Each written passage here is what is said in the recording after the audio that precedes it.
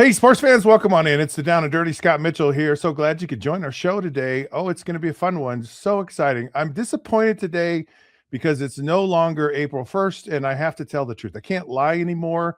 I loved April Fools, so it's over. So you're going to get the Down and Dirty. You're going to get the truth today, and of course Thursdays are our special day with none other than the Zone coach Jim Fannin.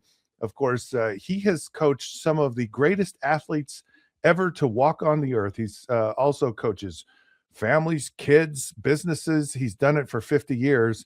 He knows your mind better than you do, and he can get you in the zone at the drop of a hat. Just like Michael Jordan, you can wear the zone like an overcoat. Joining the program now is none other than Jim Fannin. Jim, welcome to the show. How are you today? What's life like in Chicago? If you don't like the weather, wait 20 minutes. We had 76 and then we go down to 46. So you know what? Yeah, what is it about living in places like that where you go, if you don't like the weather, just stick around because it's going to that's not a good place to live. Although you could say that about places like in Florida, Miami, Florida. I'd lived there. They're like, hey, if it's raining, just go to the beach because by the time you get there, it's going to stop raining. So maybe that's not such a bad thing. I don't know. Scott, can you still see me on the screen? Yeah. Yeah. Okay, good. Yeah. Well, hey, listen, the weather. Do you want me not to see you on the screen? I mean, no, I do. The weather, it makes us tougher. Chicagoans are tough. The weather doesn't bother us. The golfers I coach, they like it when it's windy. That's Illinois golf. Yeah. If it's windy, we're going to kick your rear end. If it's inclement weather, we're going to beat you. So that is our mindset. And 6 inches of snow is like, please, that's a dust up. So don't worry about it. That's a good spring day. Yeah, it's a good spring day. You have some decisions to make there in the Chicagoland area. One of the stories coming out of the NFL owners meetings was that the Bears they want to make a decision. They want to decide, are they going to be in Arlington Heights or are they going to be in Indiana? What's kind of what's the flair, the flavor? What's going on? What are the folks behind the scenes saying about the Bears and where do they want them? Do they want to get rid of them or do they want to keep them? Well, I think 90-some% of the fan base goes, we don't want to go to Indiana. Yeah. But it's a sweetheart deal. There's no taxes, no real estate taxes. There's all kinds of abatements. It's not that far from, where they are now compared to going out to Arlington, which is about 26 miles. So times of getting there, it's comparable, but they own this property. It's 300 acres. That makes sense to go to Arlington, build this amazing facility. But the hang up is the state of Illinois doesn't want to pay to put in all the roads and pay for it because you got to have new roads, new exits. And, when you're having something so big right in the middle of the suburbs. So the Indiana thing to me was a ploy to get a sweetheart deal in Illinois. But now the Bears are acting like we'll go either way. I don't think they're going to Indiana. I can't fathom it. I know the Jets and the Giants are in Jersey. I get it, but I just don't see the Bears. At least they got to be in Chicago land. Right. Northern Indiana, I don't see it. Yeah, it really feels there's just certain things that just have to be a certain way, and the Bears in Chicago is one of them. Although Indiana is now a hotbed for football. The Indiana Hoosiers, of course, won the national championship. Notre Dame, right around the corner, is also they're contending there very nicely. So Indiana, I wouldn't necessarily poo-poo it. Indiana is a sports state, really is, with the Pacers. You've got the Colts, you've got Notre Dame, obviously, which is not far from where they're going to build the new stadium. But yeah. It like everything in pro sports is coming down to dollars and cents, not necessarily mindsets. Right. Makes sense, but I follow you. Yeah. So they'll be in Arlington. Everybody in Chicago wishes they were on the lake. We all wish it was in Soldier Field and put a dome on it. Do whatever you got to do, but yeah, we'll see. We'll see what happens. I think Arlington's the play. They already own the property, Right. and it's amazing. You know, they had a racetrack there that was popular and busy, and they could handle it. I think the fans would rather have Arlington for sure. Okay, I want to shift gears. We're going to go a bunch of places here, but I'm going to shift gears for just a second. I want to talk about Tiger Woods, and it just feels like to me, Tiger. We always seem to be making this statement. Tiger Woods has to take a step back from golf, and it's whether it's been injuries or these accidents or whatever has happened, and is it just he's just unfortunate luck? Are there things that he's doing? A lot of people talked about, man, he just got so enamored with changing his swing, and he trained too hard. He's training with the Navy SEALs, or is there something in his personal life that's just completely amiss? But Tiger Woods is stepping back again. He's actually made the claim that he's not in consideration for the Masters, and but also the Ryder Cup. He was in contention to be the captain of the Ryder Cup, and he withdrew that. And so what's up with Tiger? Yeah, well, that's a great question. It came out that he is addicted to hydrocodone, I think, codone, and that's a highly addictive drug. Scott, I've owned a drug addiction treatment company, and I get it. And the thing about Tiger, we have him as mentally the greatest of all time. Obviously, right. Jack Nicklaus is maybe 1 and Tiger's 1A in terms of winning majors, at least. But in our mind, Tiger is he's the standard bearer of playing golf in the zone. So no matter what he's done, we all forgive him and we cut him a lot of slack. A lot of guys we wouldn't cut slack. We cut him slack. But addiction, most people can't handle it by themselves. So he's going to leave the country. He's got permission to do that and go have treatment. And I think if he goes into it like he does everything else, he can get through this. Is it easy? It's not going to be easy. It just isn't. It's such a powerful addiction drug, and many people have taken that with pain, but it's easy to get addicted. I think he'll handle it well. I do. I hope he does. Will he ever come back in prominence playing? I don't think that'll ever happen. I think that ship has sailed. But he's the GOAT.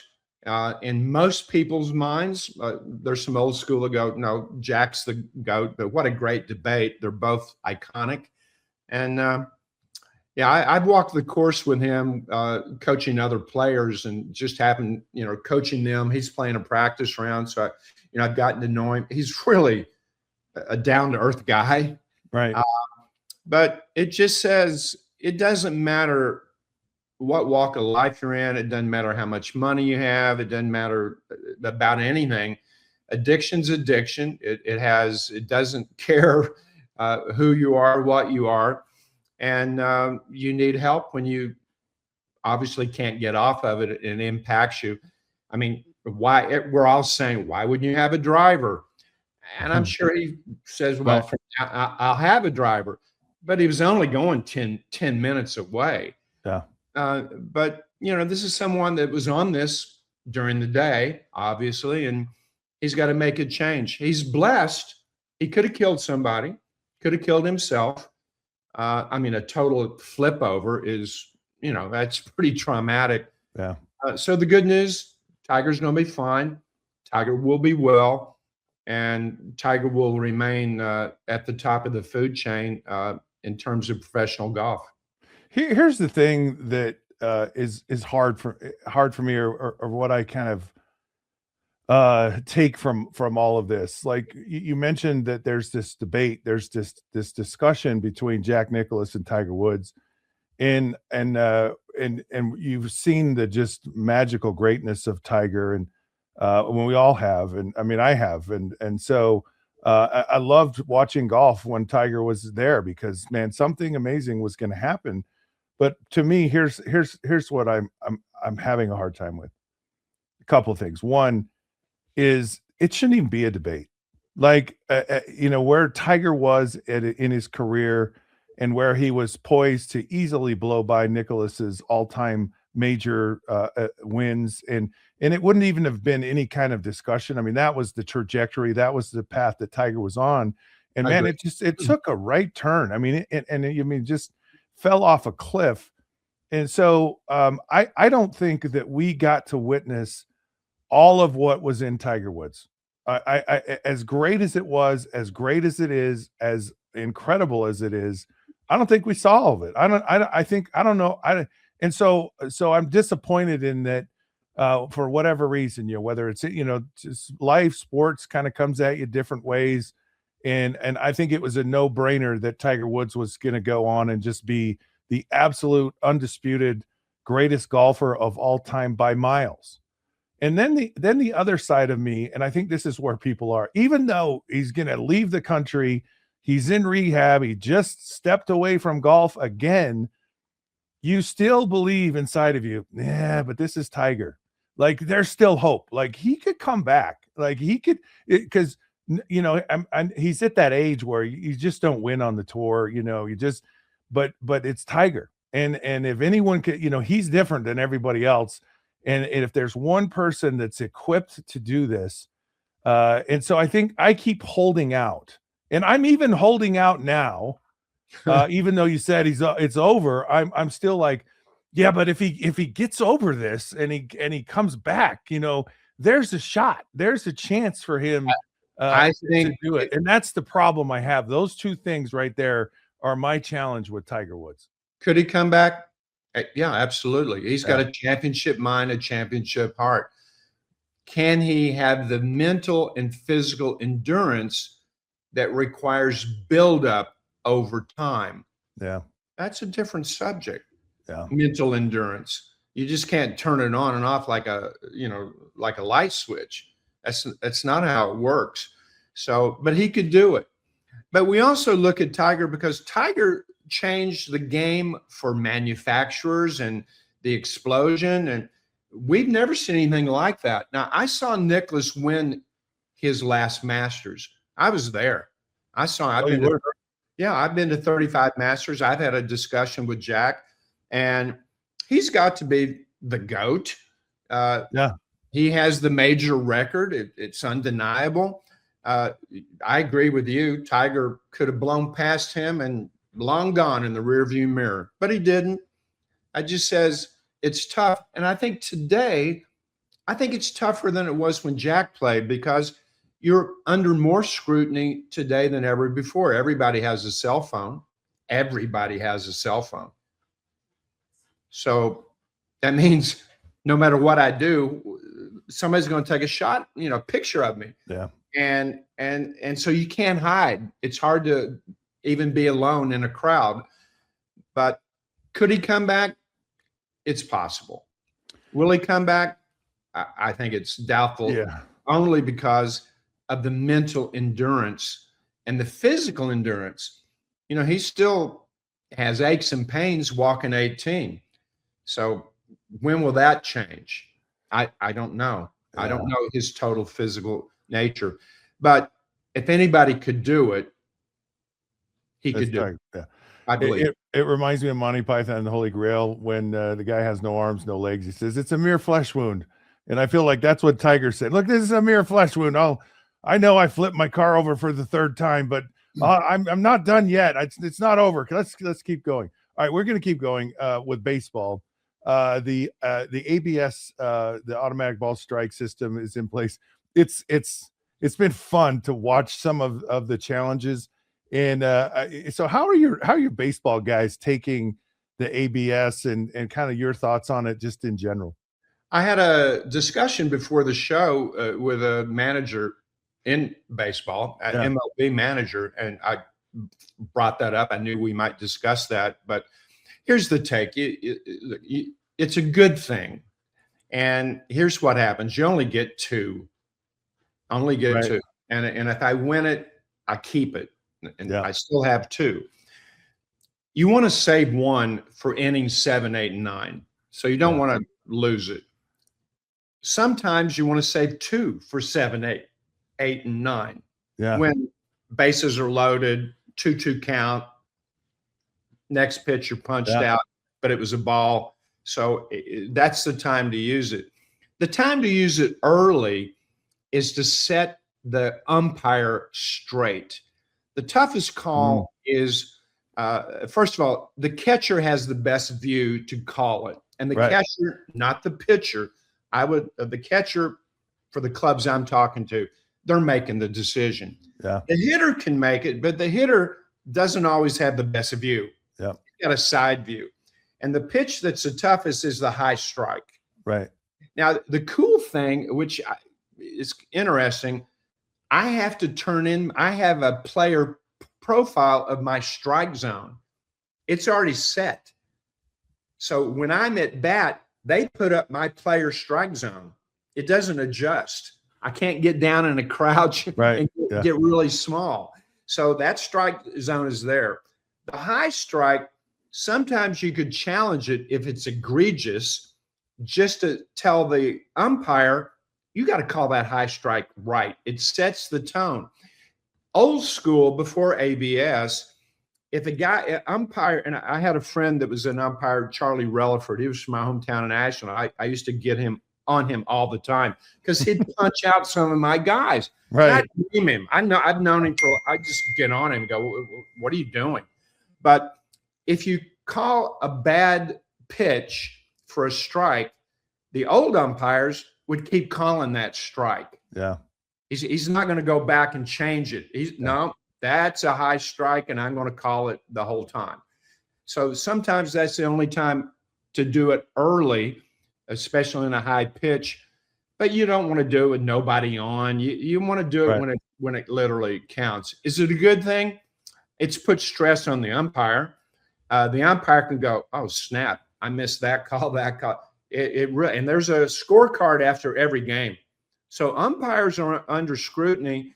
That can cause them to be hesitant. That's not a good thing because they don't want to second guess. But I love it. I think it's great. And the other thing I love, baseball decided we need to be quicker. So the game is quicker. I think the game's more fun because of that. There might be some other things to quicken the game. But, I think the game's in great shape. I really do. Yes. I think this attendance last year was a record. I think it's going to be a record this year. We'll see who's going to beat the Dodgers, who obviously keep reloading the gun over and over again. But anyway, I like the ABS, and you just have to manage it well. So, there's a part of, in football, because I have to relate everything to football so I can understand it. But in football, it's like save your timeouts for the end of the game. And it kind of, so it's interesting, this strategy. And you talk to these managers, like, do they have meetings? They say, okay, here, like, because the player has to challenge it, right? The hitter. And he's got to challenge it within 2 to 3 minutes. And so do they have like a meeting, like pregame strategy meeting going, okay, here's the deal? Because sometimes, even though it's late in the game, sometimes your runs come, in the early parts of the game. And so it seems like, there would be time to do that. But it does feel like. I think with men, if the bases are loaded and, it's a 3-2 count, and it's egregious, of course you make a challenge right there. That, number one, you win the challenge of what a run comes in. Yep. So that run is worth that challenge. And there was a game last night that it actually decided the outcome of the game. So it's having an impact. It's very interesting. They can even have a thing called a clock off. How about that? That's a new term. That's where the hitter has to be ready within X amount of seconds. And if he's not, they call it a ball. Yeah. If it's a ball and the bases are loaded and it's ball 4, all of a sudden it's a clock off. I never heard that term. It's a Wow. made Yeah. up term, but the game could end on on one of these calls with the ABS system. Yeah. It feels a little bit like that game show, No Whammies, where it's like, okay, it's like, no, I'm gonna ride, I'm gonna challenge this one again, and are you sure? Because we don't know, and a whammy pops up, but yeah, it's fascinating, and I think there's always this line between technology and because we want to get it right, and we want to any way we can utilize technology to enhance the game, to make sure that it's played at its highest level, its highest standard is a good thing. But you also walk that fine line of just getting so inundated with technology and different strategies and different rule changes that it just then it becomes something totally different. Pro tennis has done it right. Everybody, all the purists were like, oh, I don't know if we wanted this automated and will this really work? The Hawkeye, but the fans love it. It's instant. Also, there's a dispute on the call. A player challenges the call and boom, they show it up on the screen and the fans are waiting, and it's a part of the game now. And I think it's great. There's less mistakes. So pro tennis really has done it right to get the electric eye going to make the right calls. So, kind of switching gears again here. Of course, Aaron Rodgers is getting close to retirement. He's announced, or they've said that he'll give a decision about when he's going to retire, and before the draft, and if he's going to retire, what he's going to do. What's been your experience with the players you've coached, and maybe even coaches? When they get when a player gets close to that retirement time, what's the discussion that you have? What maybe advice? Just what kind of the vibe of when a player gets close to the end of a playing career, because it's a dramatic time, it's a tough time. I anticipate that time a decade early. I'll give you an example of Frank Thomas. Everything we do, my company, everything I do is B to A, the B to A principle. We go right to B, reverse engineer it, and then walk on it. It's when you reverse engineer something, a career.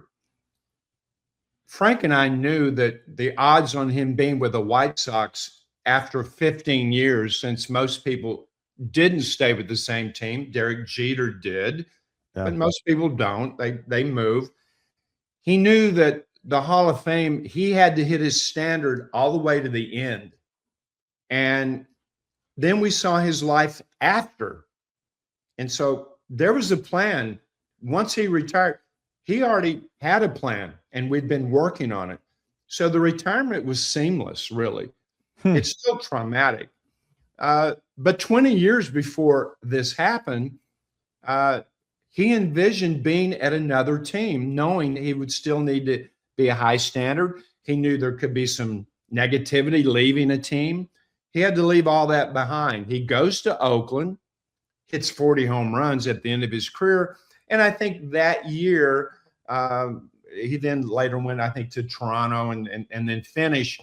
But because we'd prepared for the end and how to end it, he was exemplary. And I think that really helped him get first ballot Hall of Fame. He had a Hall of Fame career, but first ballot, not many guys get first ballot automatically in. But every client that I have, I give them a whole life blueprint. You're more than a baseball player. And we talk about that right off the bat. As soon as I start coaching somebody, where do you want to go? How do you want to end? How do you want to finish your career? How do you want to be? And what's the next chapter in your life? And because of that, I'm still coaching and Alex Rodriguez. I'm still coaching Frank Thomas's son, and it's a whole life coaching situation for me. So all my clients are prepared for that. It's traumatic. especially when you wake up and realize my skills are a little bit diminished. But that's when the mental side of you must take over. When you're not as fast, you're not as quick, but you're smarter, and you can stay in a zone longer. And that's how he finished his career, and that's how I want all my clients. I want you to finish with a bang at a high standard. And then next. It's interesting. You talk about that approach, the BA approach, the end, and see the end at the beginning. I would imagine it probably is. It's probably freeing your mind even a lot. You talk about at the end of the career, Frank Thomas hits 40 home runs after he's decided to go to a different city. And when the end, like, and you're like, okay, I know where I'm going. I know what I'm doing. And I love that I have this, there's this peace and knowledge of how things are. And, so often we're just so reactionary. We're just like, oh, well, shoot, I got to retire now. Or when, is it time to retire? I don't know what. And it's a lot like kind of planning in your life, right? Where you go, hey, it may be a little bit of an uncomfortable conversation to have, but, I want to deal with my retirement. I want to deal with my funeral arrangement, all of these things. And it just frees your mind to just go live your life, stay in those moments, be as present as you possibly can be, so that you can, have your greatest performances. You can have the greatest joy in your life. And I'm not sure that everyone necessarily approaches it that. I think a lot of people are just like, even high performing athletes are just like, I'll deal, because it seems like so many guys have such a hard time letting go and just saying it's the end. It's hard to let go because of the camaraderie, and being in the zone by yourself is one thing. That would be a golfer that would retire, and they never retire. They still play events, up into their 70s. Right. Tennis players, okay, you're not playing in your 70s probably, but now retirement's a tough subject. But here's the B to A principle for everybody watching and listening. Use this in your life. Most people don't close. Most people aren't closers. We start New Year's resolutions in January. There's a quitter's day. Like I think it's January 18th, when we all throw up our hands and go, okay, I'm done. I'm locked in for 18 days. Most of us don't finish. We start open, we don't finish. Reverse engineering, I tackle the finish first. All my clients are closers. We finish because we visualize finishing. We visualize closing. And so when I reverse engineer chronologically, let's make it real simple. Let's say I want to lose 20 pounds. Let's say I want to lose 10 pounds by July 1st. Okay. What am I eating on June 30th, 29th, 28th, 27th, June 15th? So painstakingly, I take a guy's career, I take whatever it is, and I reverse engineer it. And what that does, it illuminates a pathway from where I am right now, finishing through the close. Now I can walk on it as if it's so. And I don't have to think anymore. I've already got the close there. Yeah. How about your round of golf? We've all got out there and we've had a round going, the round of our lives. But are you a closer? University of Illinois, their men's team, this is in the last 15 years. I've been their mental coach with the great Mike Small, the best college coach voted by his peers in America.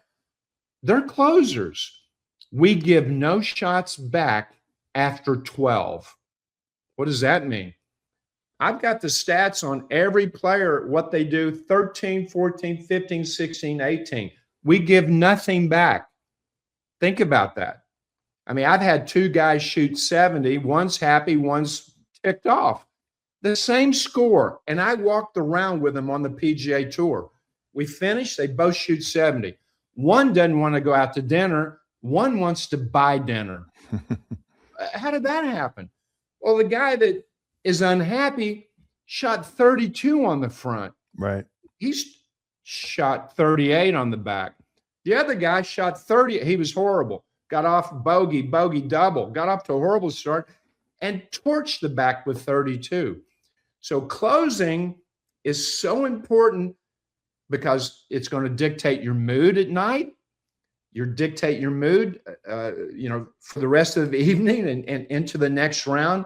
The goal is to thread round after round, game after game, set in tennis after set over days. We're trying to make runs. And the B to A principle, by putting it up front, it's helped that's one of the secrets we've had, is that we're prepared to finish. That's the difference between that's awesome.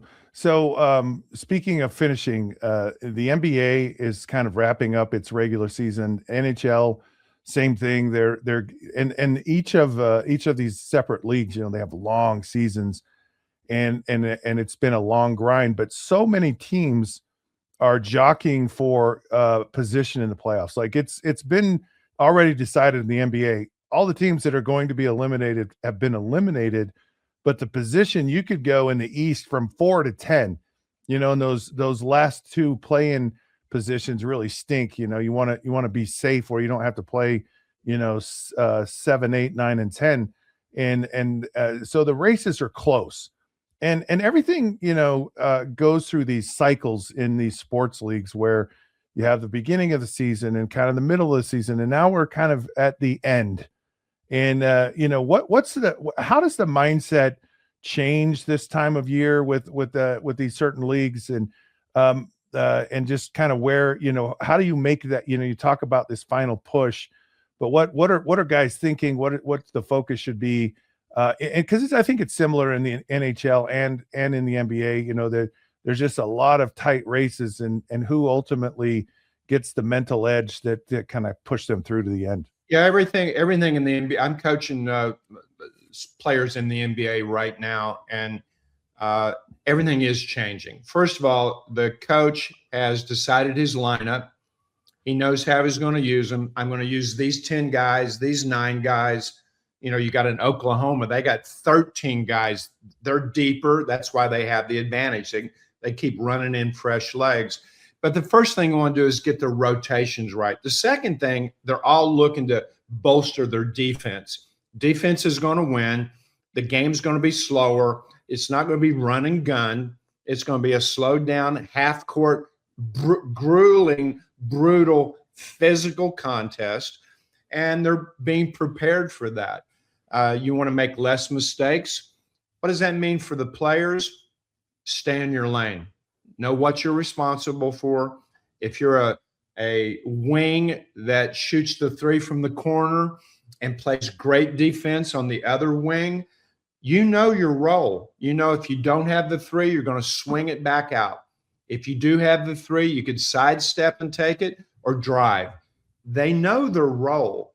And so when everybody knows their role, that when they're inserted in the game, what's expected of them defensively first, and then obviously what's my offensive role?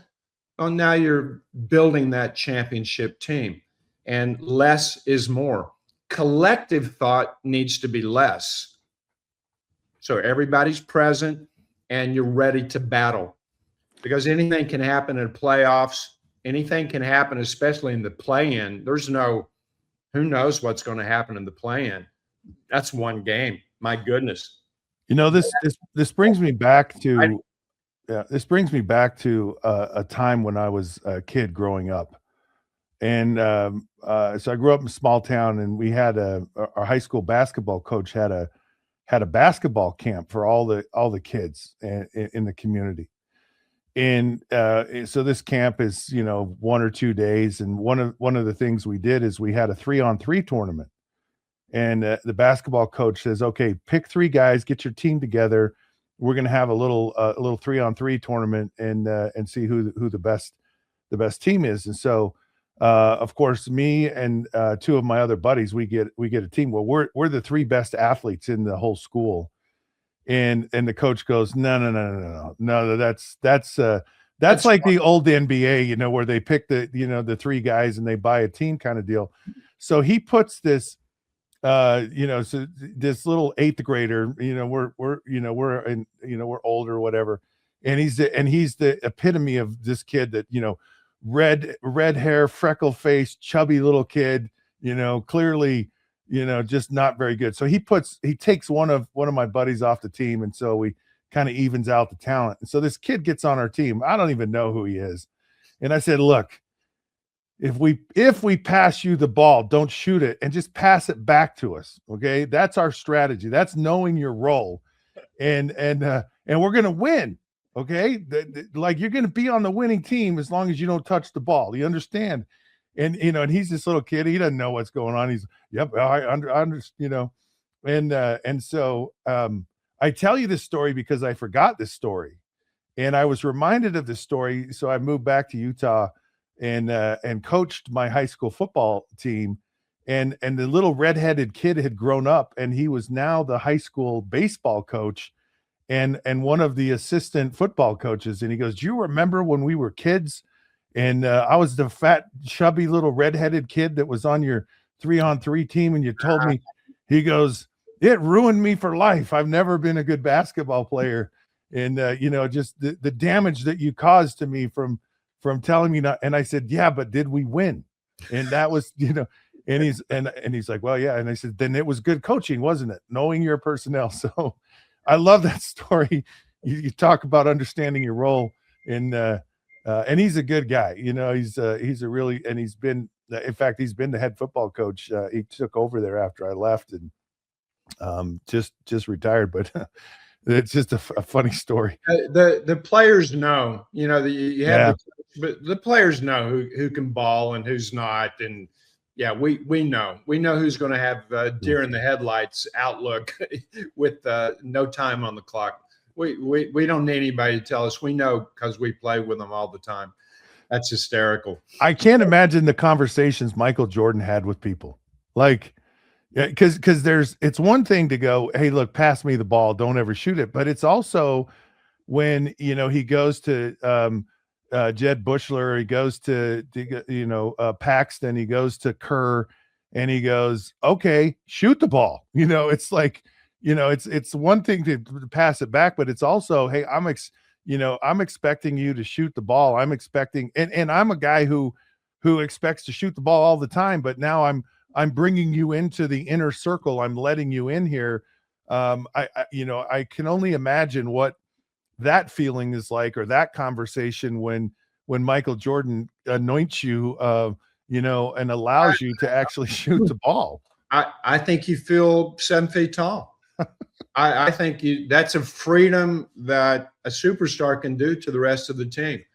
That makes you that's the MVP of any sport, is how, I look at Bregman, who's now traded from the Red Sox, or Red Sox let him go, to the Cubs, and he's a game changer. He's going to put his arm around the rookie. He's going to take players off to the side. He's going to tell them in his way, you're the man. Yeah. And when you got somebody like that is not arrogant, wants to win, and will actually pass the baton to you, and there's nothing better. That would be like Marino going, you're the man. When you go in for me, I already know you're going to ball. Yeah, I don't think you ever said that to you, but that would have been a game changer. So actually, what Dan said. Now look, I had an incredible experience. It was one of the treasures of my life to be teammates with a great player like that, and to have that up close. We were in every meeting together. You're watching every move, every decision, the whole thing. And he got injured. I started playing, and he was always really good, very kind to me. And but he was helping me, right? So he was giving me pointers and talking, and even like, words of encouragement before games, before I ever started, and all this stuff. And it was it was kind of fun. And then all of a sudden I started playing really well. And the comments got fewer and fewer, and then there was silence. And then it was like, yeah, I'm not saying anything, because you're listening to what I'm telling you, and you're doing too good. So you're not getting anything else. I'll tell you I'll tell you what you know, but I'm not going to tell you everything I know because I have to reserve some of my stuff here. And it was it was good natured and it was all that. It wasn't offensive or anything, but But it's underneath, oh no, underneath, yeah, it was real. Well, yeah, look at what's happening in Vegas right now. You know, they got the #1 draft pick. They're going to yeah, pick the Indiana, Heisman guy, but they bring in Kirk Cousins. Why are they doing that? Same thing. yeah. This kid needs to learn the nuances of a pro quarterback position. He's going to learn it from Kirk Cousins. And I think bringing him in, who has that kind of experience, that's going to be the incredible learning experience for the top draft choice. That's why they're bringing him in. Yeah, But I agree with you. If Kirk goes there and all of a sudden he's balling, he don't want to come out.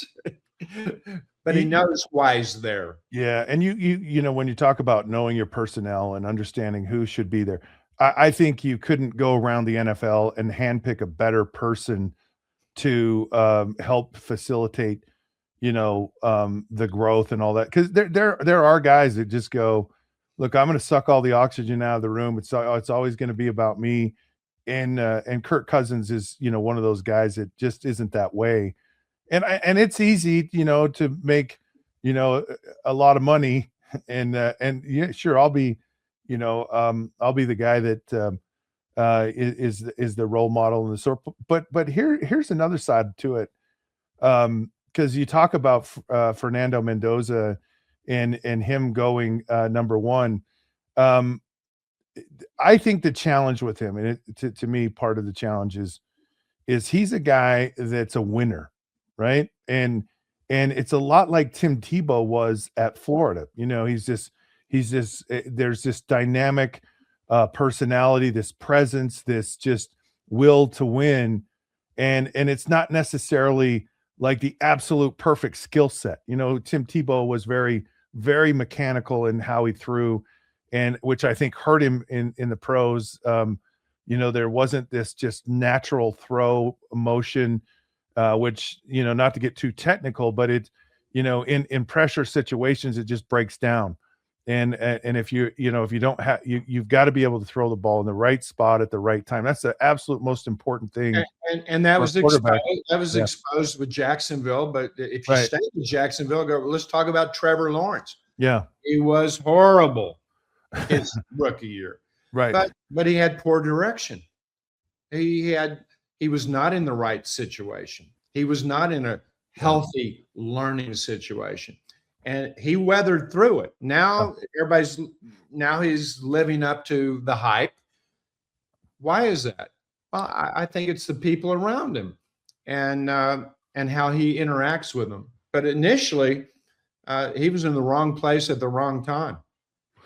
Well, going back to Kirk, no, there's no question about that. And it's like getting in the right place. And this could be the right place for Fernando, new coach, new kind of direction, but also not having to just get thrown into the fire. Zach Wilson, when he was the #2 pick and went to the Jets, they didn't have a quarterback coach. They didn't have a veteran quarterback around him. They just kind of let him out there, on his own. And that's just the worst possible thing in the world. So they're putting in this kind of safeguard, but aside from that, it's for Kirk Cousins. I'm just talking about Kirk Cousins here. Kirk Cousins goes, look, Fernando Mendoza, great, winner, all this stuff, but does his game translate to the pros? And that's where Tim Tebow was great in college, one of the greatest quarterbacks in all of college football history, but his game necessarily didn't translate to the pros. And I don't know if Fernando does or doesn't, but he's more of a winner, a gamer per se, than this just pure talent like Joe Burrow. Joe Burrow was just like, that's a no-brainer that Joe Burrow is going to be what he is. And so Kirk Cousins comes in and goes, yeah, we'll see how Fernando handles everything and does his game translate, because maybe there is a longer term play for me in with the Raiders than just being the mentor, just being the placeholder until Fernando's ready to play. So I think it's a good thing. I mean, I don't know how a quarterback can go through a season like that and not miss a game because of some injury. But here's the thing about Mendoza. You know, in Indiana at the beginning of the season, there were no expectations that they were going to do what they did and how they did it. No one expected that. So he was kind of under the radar in terms of undefeated and Heisman, the talent, obviously. But he got placed in the right situation at the right time. And he had high expectations. Now going in with high expectations when the team's not fully intact, all the pieces aren't in play, the line, the offensive line, the receiver, they're putting it together. He's got crazy expectations. Kirk Cousins is going to help him manage that. He really will. Yeah. And just hit your high standard, a minimum requirement for a solid performance according to the player. Hitting that high standard every day over a long period of time is the definition of greatness. But young talent coming in with high expectations, Heisman Trophy, #1, he needs to hit that standard, not go in and I'm going to take this franchise to another level. And Kirk Cousins is the perfect person, I believe, and he's worth whatever they pay him. And I think Kirk Cousins is going to have a lot of playing time as well. So I think it's a great marriage. I look forward to it. They're building something special, I think, in Vegas, and we'll see. Okay, I want to go in a different direction again, which is fun. I like this. Puka Nacua, and I you know, he's one of the just amazing stories. 5th round draft choice out of BYU. It's like, where did he come from? And he's just been electric from the beginning of his career. He's one of the top receivers in the NFL, and he's in year 5, right? Going into year 5, which means rookie contract is over. He's going to get paid. And I'm in my mind, I'm trying to go, what's going on with Puka, right? He's he's had this assault lawsuit, biting people. He's acting out in unusual ways.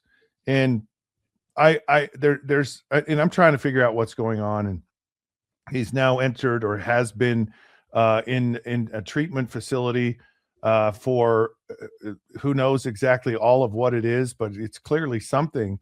But I was like, I initially I was like, okay, this is kind of a Tiger thing. Maybe he's got some kind of substance abuse issue, addiction, whatever. I don't know. But in the back of my mind, I'm wondering, is it that he's on the precipice of really getting paid? And I have to believe that you can't help but be human, knowing, I'm about to come into, lottery money, and what kind of impact does preparing for a big event, whether it's getting paid, playing in the Super Bowl or the finals of Wimbledon or whatever it might be, there's just guys that kind of self-sabotage or they have these meltdowns or something's going on. Is that something that potentially could be in the back of Puka's mind that's impacting kind of his personal behavioral habits? Emotion clouds reason, and that's what's happened, in my opinion, from an outside looking in. But here's what most of us have done in our lives. Most of us have 2,000 to 3,000 thoughts a day. That's quite a bit. Most of those thoughts are future and past. But those thoughts are in one big giant bouillabaisse. So I might be at practice, but I'm thinking about my girlfriend because she hung up on me. She's mad at me. So I carried that into the football arena. I do something poor. I throw 2 picks in a row. Back-to-back picks, 2 offensive series, 2 picks. I take that home with me. I kick the dog. I don't look my wife in the eye long enough to discern eye color. I take it home. When you have all your life in one big bouillabaisse and something in one part of your life starts spilling, cascading into the other, it's easy to get lost. It's easy to get lost. My role is to segregate all the parts of your life. That would be my advice to Puka right now. Let's get a blueprint. You're more than a football player. How's your personal finances? How's your relationships? Are you a father? Are you the best dad you can be? Break it down, put these in mental containers, and then you can be trained real quickly. If something negative happens in one part of your life, keep it there and then close that door. It's doable. And now walk into the other arena being present. That's compartmentalizing. That's what the score system that I have, that's what we do. And it eliminates the proverbial bad day. And my clients don't have that. We have negative times, but they're contained, almost like a brush fire. It's not going to spread and burn down the forest. We're going to contain it. When you see athletes that are doing things that you question and go, why would he do that? That's really what's happened. Now, emotion clouds reasoning. Everything that you do is in one big bouillabaisse. So if a bouillabaisse, if you have too much salt, the whole thing is ruined. Yeah. Not enough ingredient, it's all ruined. So less is more, but nothing really great happens without a blueprint. And again, that's Zone Coach. That's what we do. Build blueprints, show you a system on how to manifest it. Puka needs to do that. Tiger needs to do that. Yeah. Get back and are you the best dad you can be, and segregate everything. And then you can deal with your primary arena, the one that's not the most important, football or golf, but it's the one you spend an inordinate amount of time, energy, sometimes even money. But we do this in business as businessmen. We put everything into one big mess, and now we have that proverbial bad day dictated by the profit and loss statement I just got. And that changes how I interact with my family and friends, and even my own wellness, how I treat myself. So this is all fixable, and there is pressure. We're under more scrutiny. When I say we, professional athletes are under more scrutiny now than ever before. Okay, that's part of the gig. Deal with it. You should be under scrutiny. With gambling, fans are a little more passionate than they ever have been. Yeah. Really passionate. I mean, I just lost 10 grand, passionate. On betting on you, passionate. And so there is that scrutiny, but an athlete has to learn how to be alone in a crowd and find that sanctity within yourself, and be your own best friend. Is that easy? No. Is it doable? The best do that.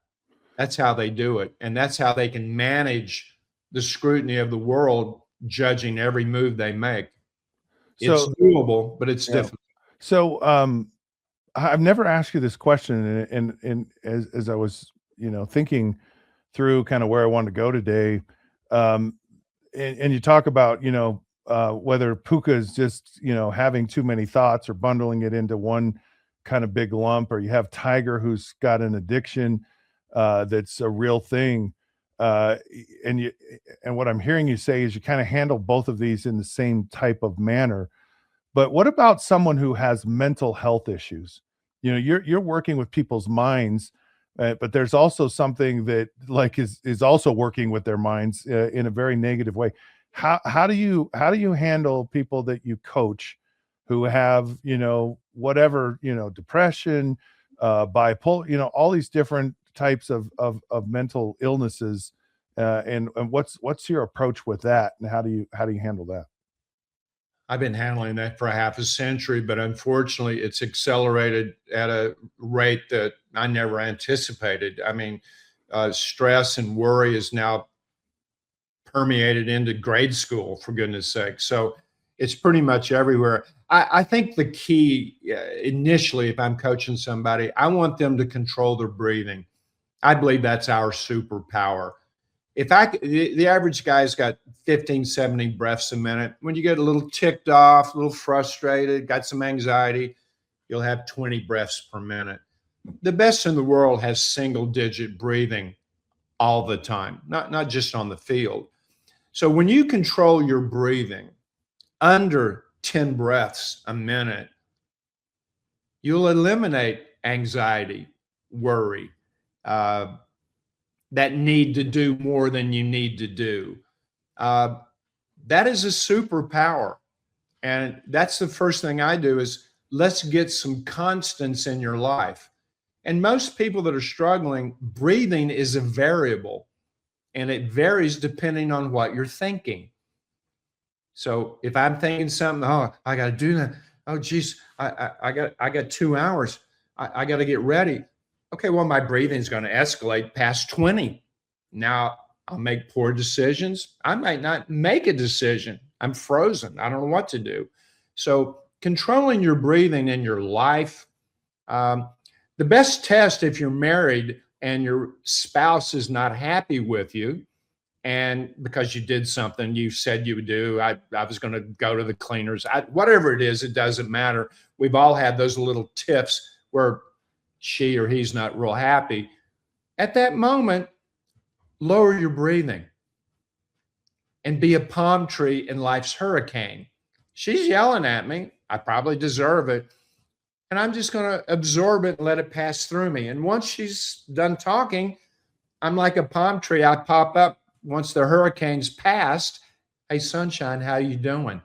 And it's a power that I'm not going to allow anybody, even though they're yelling at me and I might deserve to be yelled at, I control my breathing. And so my clients, I tell them, don't let any situation, any occurrence, any circumstance elevate your breathing. That's one of our superpowers. Before I let you go, I want to talk a little bit about World Cup, and it's really the ticket price. Okay, so the final for the finals, World Cup finals, they have this dynamic ticketing price and structure, and and so there's all these options, and they've made these claims about making it affordable, whatever. But to see the finals, SoFi Stadium in Los Angeles, the ticket price is $10,990 for a ticket to see the World Cup finals. And rising. Yeah, and it's interesting that it's $990. Like it just say 11,000, right? But regardless, what amount of money would you pay to? Is there an event, a sporting event, that you'd go, where's my limit? Or I would see this at any price. That's a great question. Somebody called me 2 days ago and said, can you get me Wimbledon tickets? I said, I can't get you Wimbledon tickets, but I can help you buy some Wimbledon tickets. So an obscure ticket on the first week, 4 people center court, 2 matches, 12 grand. Oh my God. Yeah, and the price is going up. Wow. And that's not the finals. So if you're a lifer in tennis, and I played it since I was 6 and I love it, and I got a scholarship. I wasn't good enough to be a pro. I still play in my leagues. And it's a once in a lifetime.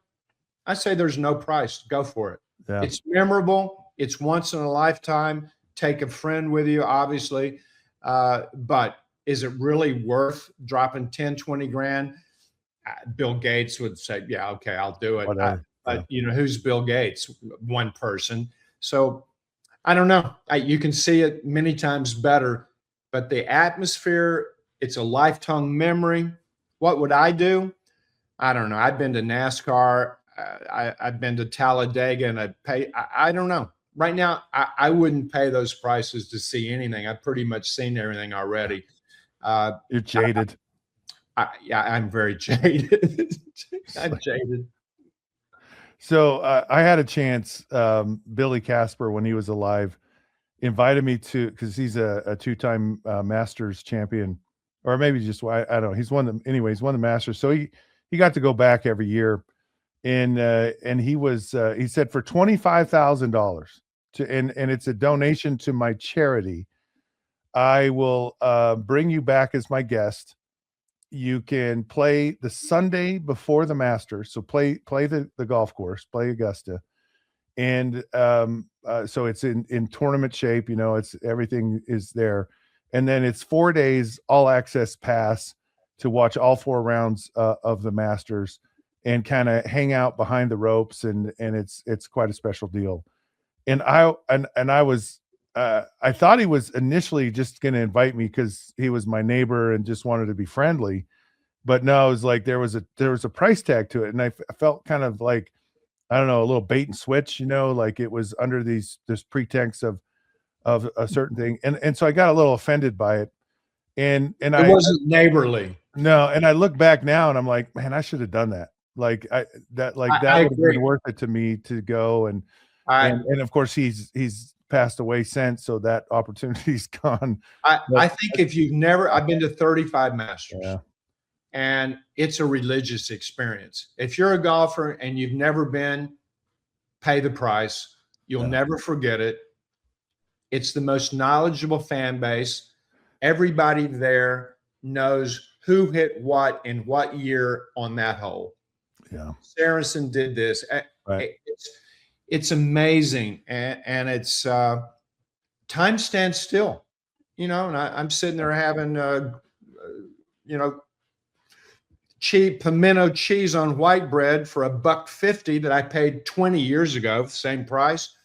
It's a religious experience. And so I think if you're a golfer and you're never been, pay the price. Just do it. Yeah. You'll talk about it for the rest of your life. For a golfer, that's a religious experience. Just like Wimbledon. If you're a diehard, you got to go to Mecca. Where all the ghosts of the winners from the past are there, and you may see them there. So yeah, it's worth that price if you're into that sport. Yeah.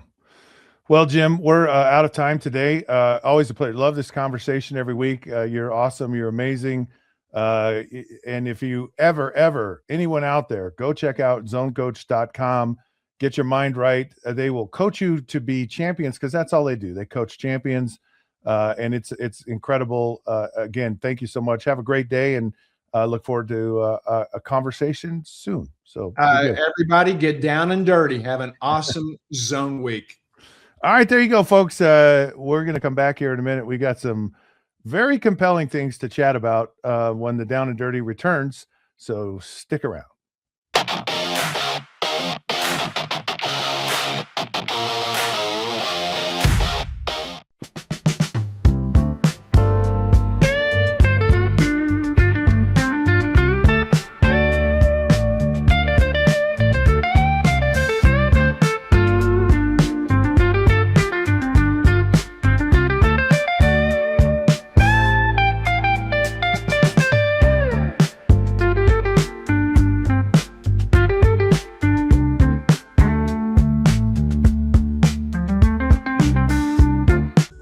Tervis is all about staying hydrated with style and durability. You can trust Tervis tumblers to keep your drinks the perfect temperature, hot or cold, for hours.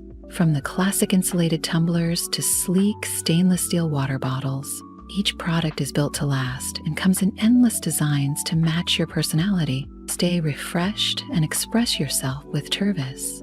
Visit tervis.com today and find your perfect tumbler.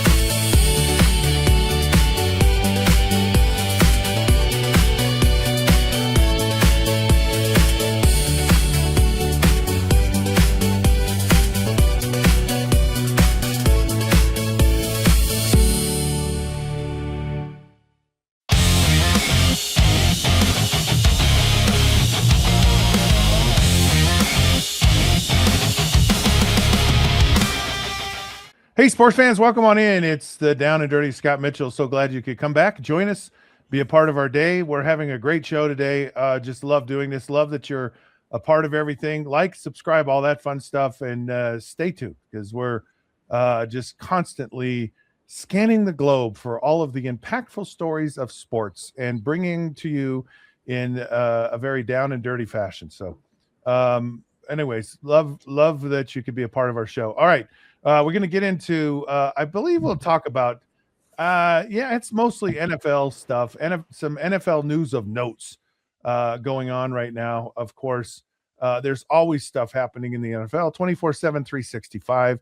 And we like to cover all the down and dirty details and give you kind of the ins and outs of things. So one of the big things going on in the NFL right now is Puka Nacua. And Puka is fascinating to me about kind of his rise, 5th-round draft choice.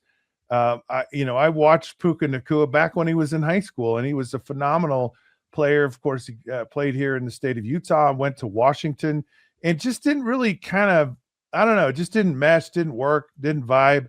Then he went back home and, of course, went back to Provo and to BYU and got a chance to play with his brother, Samson, at BYU for a short period of time, and just felt like he needed to be home, whatever reason. And then he goes to the Los Angeles Rams and just explodes. And he's always been uber talented. It's not a question of his talent, but it was almost like the pro game was just made for him. Like he just fit it. And he's a very strong, very quick. He's a guy that just, catches the freak out of the football. And of course, you have a great quarterback in Matthew Stafford, and that marriage just really, really melted well together. And he's just been phenomenal. And now he's kind of he's now in rehab. He's having some issues. He's having you're starting to see kind of his behavior become erratic, become bizarre in some instances, and it's it's perplexing what it is. And you always wonder behind the scenes, what's going on with Puka Nacua and where is he in his life? And of course, if it's one thing, it's one thing. Like if it's an addiction, it's an addiction. And you hope the player gets there. But you have to wonder if maybe it's something else. Anyways, Martin, of course, my loyal and faithful producer Martin is joining us on the program right now and looking really good in that Mammoth hat, by the way. The Mammoth are on the verge, dude. They're on the verge of making the playoffs. Come on, playoffs. Let's go. Let's go, Mammoth. I know. After we're done. They go tusked up? Is that what it is? Tusked up? Or yeah. Have we gotten there yet? Or what have they're on the verge of making the playoffs. They just need a few more wins. There's about 6 games left in the season. After the show is done, I'm going to try to talk you into seeing if you want to buy some playoff tickets. We'll go hang out, have fun in Salt Lake City. So maybe we can go to a home playoff game and have fun. Just trying. Listen, I'm just trying to figure out fun ideas. That's all. I like it. So, I haven't been to a Mammoth game. I know it sounds terrible, but I haven't, and it is what it is. But I will. I'll get there. I promise. I just want to know: have they thrown octopuses on the ice yet? No, that's not. No, do they do that anymore? The Utah Mammoth don't do that. That's not their tradition. That's 2 teams' traditions. That's one. I thought every team had that tradition to throw the octopus. Every team has a tradition, but the Detroit Red Wings, who are a very interesting franchise, have this tradition of throwing an octopus onto the ice and had an octopus as their mascot for a while. I'm not even kidding. They had this giant mascot that would lower. It was. I thought that was everyone's tradition. Nope, that's not everyone's tradition. The only team that's taking that up in some way is Nashville. With catfish being one of their top animals in their state, they throw a catfish onto the ice. That's only 2 teams. So no, Utah Mammoth don't do that. I know the fish we have to throw on the ice. Yeah, I have it. Do you know what it is? If the Mammoth wanted to do something funny or do something like that, they can get everyone a stuffed little plushy like Mammoth toy that if they score a hat trick or something like that, they can throw on the ice or something like that. I don't know. Just thinking of something. Martin, this is hockey. Like we don't. This isn't cute and fluffy. Like it's gross and disgusting. Like when you throw the octopus on the ice because it's frozen, it just sticks on there. Just like it's like boom. So I have the perfect fish in the state of Utah to throw on the ice and start a new tradition. Okay. Now I don't know how they get an octopus into the arena and what do they put it in their coat pocket? I have no idea what's actually going on, but it's a carp. They need to get a carp out of Utah Lake and throw the carp onto the ice. That is the kind of disgusting fish of the state of Utah that needs to that's the new tradition. Because it can't be trout. Like it's like they're gonna throw a bunch of trout on the trout are too pretty. They're too nice. You can't have the trout. I'll give you that. I'll give you that. That'd be a fun one. Let's see what happens. But we'll talk after the show. Maybe we'll we start the Utah carp throwing on to the ice tradition for the Mammoth. Okay, getting back to Puka. Puka, back to Puka. Your thoughts on where in the freak is Puka's mind? I think Puka is in a state of that he has. I agree with you. Has risen from being a 5th round draft pick, the underrated wide receiver that got a chance at being a wide receiver 2 immediately in his first rookie season, and Stafford liked them, and the fame got to him a little bit. I think Puka needs to be a little bit smarter about what his PR team allows him to do and where he goes and stuff like that. I think that's just where he has to be a little bit more careful. Obviously, you know that better than I do, Scott, but what people you have around in your entourage can sometimes, help you or detriment you in your NFL career. So right now, I think Puka doesn't have the smartest people in his entourage. I think he needs to mature a little bit and find some mature friends and colleagues that will help him with that. With him checking into rehab, with him making these comments and these remarks and these actions, we'll see. I don't think a detrimental suspension is going to come down the pipelines, but I think a lot of trust has been lost with Puka. Especially it's just because it happened. JSN getting paid $42.5 million. What's Puka's extension going to look like when the Rams get to that point here in the near future? So I think he just has to be smarter with who he's hanging out with who he's talking to, and where he's going and what he's doing. And it's kind of, like Stephen A. Smith, man, stay off the weed, stay away from the liquor, and be smarter. And I think Puka will be in a better position. But right now he's in a little bit of hot water just because he doesn't have the right friends around him. There's the trifecta to live by. Stay off the weed, stay off the liquor, and just be smarter. No, actually, you bring up some really good points with Puka and about entourage and some of those things and kind of the impact that it has on a player. And sometimes it takes, getting into, trouble. I think of Ray Lewis. Ray and I were teammates for a year back in a long time ago. And Ray was just dynamic personality. He was this guy that, was going to be something really special. He's a really good player, but he had this albatross around his neck and the kind of the folks that he was surrounding himself with and all that was a real challenge and a real issue for him. So it changed him, when he realized the reality of, man, if I don't get in a different space and with different people, this thing's going downhill in a hurry. So maybe these wake up calls, a lot of times they go, they don't really listen. They don't really work. They don't stick. But that with Ray Lewis was one that really, really stuck. And it was an impressive thing to watch how he really matured into this, one of the greats of all time. Now, there's another interesting thing about Puka that as you were talking, it brought up to me. Puka's this guy that kind of, he wears his emotions on his sleeve. He's a guy that's like, he speaks his mind. He just he speaks and then he thinks. And a lot of it, I think it's his personality, which helps him be a really good player. So you're constantly juggling, hey, should I Should I just be like Charles Barkley and just say whatever is on my mind, and that's who I am, and oh well, I'll live with the consequences. And Charles has made a brand out of that in just being authentic and being real and just bluntly speaking who he is. And I personally think that is who Puka is. I think that's where he's at his best self, is when he's just out there just kind of spewing his guts per se, but within a framework of, kind of, understanding where the line is. Here I can't go over this line, but that authenticity is something that makes him relatable. It makes him powerful in a lot of ways. I think it's his superpower that helps him to perform well.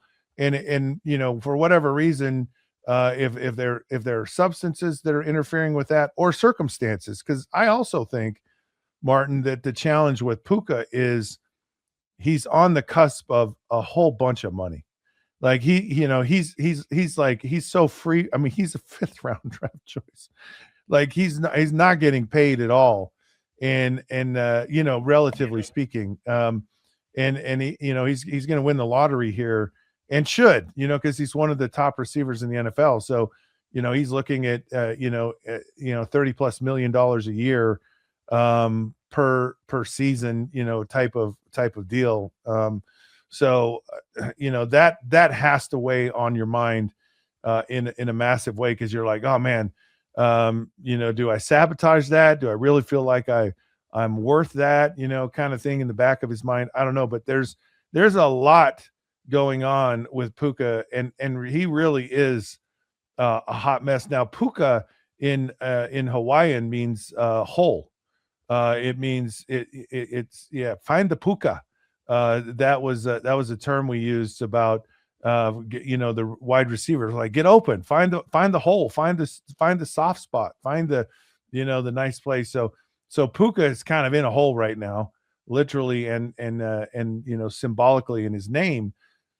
But that doesn't have to be a bad place, because the Puka is a good place to be, and Puka needs to find his lane, find his hole, and just live right there and not get off in the weeds.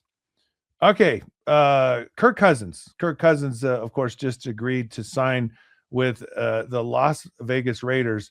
Tell me just your initial thoughts on Kirk Cousins going to the Raiders. This is an interesting signing, Scott, and the reason why it's interesting is because obviously there's no secret. We obviously know for 99% of a guarantee that the Las Vegas Raiders are going to take Fernando Mendoza with the first overall pick after he just won the national championship and the Heisman. But where this is interesting, Scott, is the fact that the deal isn't just a 1-year deal for Kirk Cousins to come in here and be a 1-year mentor and get Fernando ready for, his upcoming NFL career. It's an option by the team that they could have this go from 2 years to $80 million worth to even up to 1-year deal that could be for Kirk Cousins to play in Las Vegas. Okay, 2 things to that, Scott. One, I want Kirk Cousins' agent to run my life and find me this type of money and find me these guarantees, because the fact that he can get guaranteed money from the Minnesota Vikings, from the Atlanta Falcons, and now from the Las Vegas Raiders, over 15 years worth of contracts, and have this much money, I want him to run my life. Okay, I would love to have this luxurious type thing. But I was reading the ESPN article, Scott, and one thing that's interesting to me, that this is an interesting signing by the Raiders, is that both Kubiak and the GM of the Las Vegas Raiders, Sean Spike, have all come out and said that they don't want Mendoza starting day one. They want him to sit behind Kirk Cousins and learn for a year and get ready to be an NFL quarterback. And that, to me, tells me 2 things, which is, one, they either don't see the full, entire, complete package by Mendoza and they believe he's a project they have to work on, or they don't like him at all and they have to swallow their pride and they're found their backup plan just in case they have to pull the plug on Mendoza. Okay, and I get that that's kind of the same similar way of explaining it, but either Mendoza's going to learn and become a future top player, or Kirk Cousins at age 40 will be the starting quarterback for the Las Vegas Raiders in 2 seasons. Like, there's no in between this. I love the fact that you bring in a veteran quarterback to run Kubiak's offense, to swallow 1 year where you win 4 games and you're not competitive, but you grew as a team, and you see what you have in your rookie quarterback. Or you just have a complete mess on your hands of, do we start the young kid or we keep playing the veteran? Like, it just feels like Atlanta a little bit all over again with Kirk Cousins. Yeah, a little bit in reverse where, I think he understand. I think Kirk Cousins went to Atlanta to feel like he was going to be the starter. And I think he was blindsided by Michael Penix Jr. being drafted, which, we can debate that all day long. Is that a good decision, bad decision, whatever? And, I think of John Elway when he was in Denver and they drafted Tommy Maddox in the first round. And he's like, what you wasting a first round draft choice? We got to win right now, today, present. And you're basically wasting a pick on something down the road. Why kick that down the road, get something that can make us really work today. So now this situation, it's very intriguing. And it's, if you're Kirk Cousins, you go, hey, look, I'm the guy on the field, and I'm going to be the guy on the field, and I'm going to be running things and from day one. And that's awesome. And that's what I want, because now I really get to control my destiny. I'm not a guy that has to sit in the shadows and wait for something to happen and hope that, this kid doesn't play. But with Mendoza, I don't think there's any question that the very best way for a player to play well, and maybe it is, because Fernando actually said, there's a lot on my game that I need to get better at. And maybe that's part of the evaluation. It's like, he's not a Jaden Daniels guy that can come in from day one. He's not a Joe Burrow guy that can come in from day one. CJ Stroud kind of from day one came in, and, maybe there's part of his game that's just not quite that polished yet. But he's a winner. And I think that's part of the challenge with Fernando Mendoza. Will his development ultimately lead him to be a very successful starter in the NFL? I don't know. But for Kirk Cousins, he goes, I don't care. Because I'm in a situation where if I play well and he doesn't play well, then I'm in another long-term deal. I think the Raiders are going to figure it out. I think they're going to get it right. That they're going to move in the right direction here. So it's a fascinating thing with lots of potential plot twists of where it ends up. But it feels like everyone's trying to position themselves so everyone can win. It's the contingency thing. The deal is like, if you come in and Mendoza is what is advertised, you're going to play a couple of years and you're out down the road. But if not, there's a long-term opportunity here for you. So I like it. Speaking of Fernando Mendoza, he had his pro day, and a lot of people are oohing and aahing about what his pro day looked like, and pro days are always fascinating to me. And I'm a guy that's like, if you control the environment, you have all your players, it's inside. So it's climate controlled. Their wind isn't a factor. The weather isn't a factor. You should be, 54 out of 56. Like, and really the only missed play should be a drop pass. Like, if you're going to be the number one pick in the draft, like, that's how crisp, that's how good it should look. And I understand, I understand, because I've lived through it, that there is this transition of throwing from college to the pros, as far as and it's all the timing of it. It's understanding when to throw.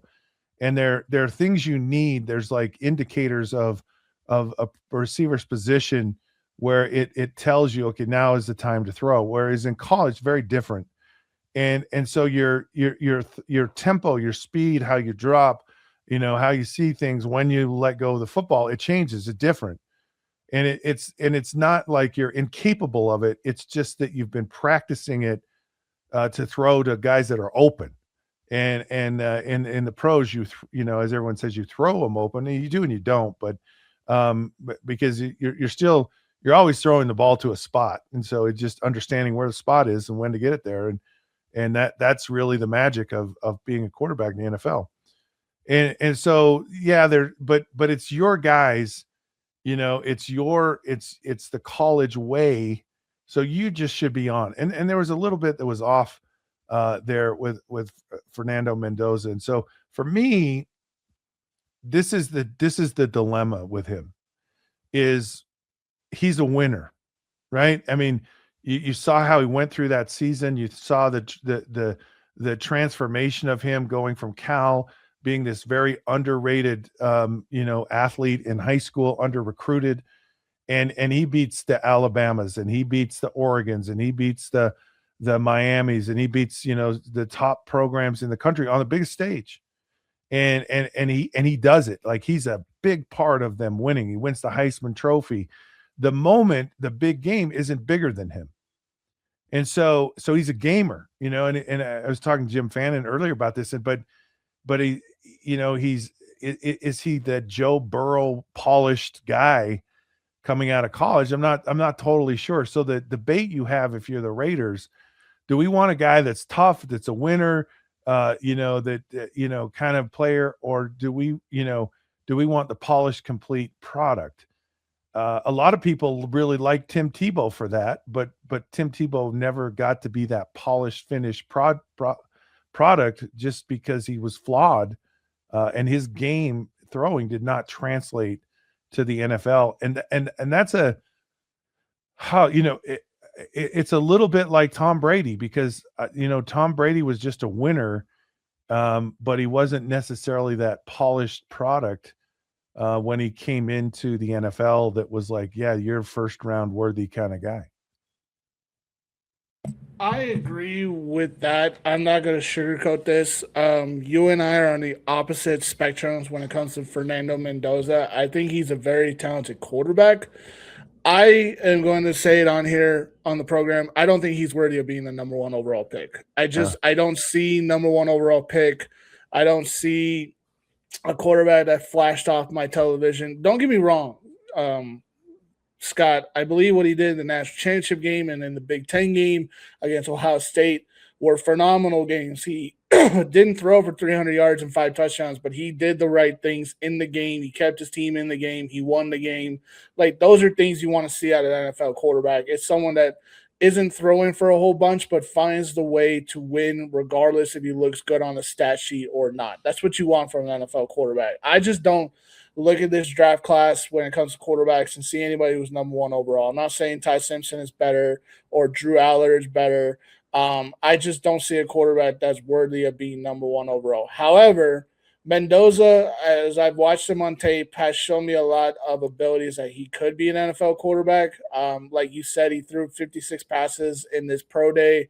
He threw a couple passes that were over his receivers, but most of them were right to target, and he performed very well, ran in the 40-yard dash, did everything that he's supposed to do in front of scouts, and perform. We've seen this before. You and I have talked about this, guy, where you described the Zach Wilson pro day, right, where he was throwing the balls off his foot and, the step back throws and how he performed and all that. And everyone went, ooh and ah. And you're like, that's just a kid that's really good, but not great. Like, that's how I look at it when it comes to these individual pro days. You get someone that's, show that they can play and some that cannot. So the point is, I think Mendoza still has a lot to do to grow up and be ready for the NFL. I see some abilities that could show me that he's ready. To tie it to the other story, to Kirk Cousins, I think it's a smart idea to bring him in.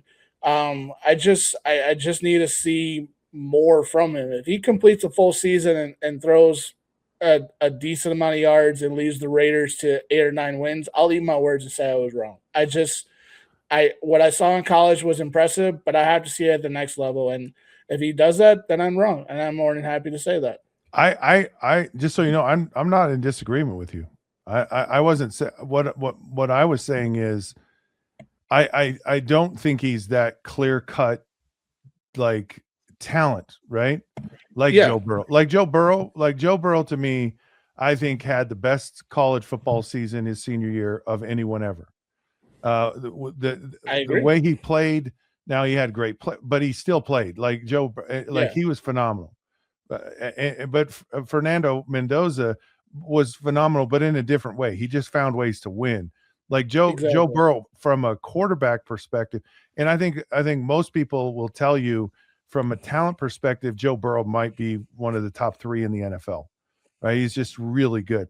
And it's that natural throwing motion. It's just understanding and executing and performing the quarterback position at a high level, and his game did translate to the pros.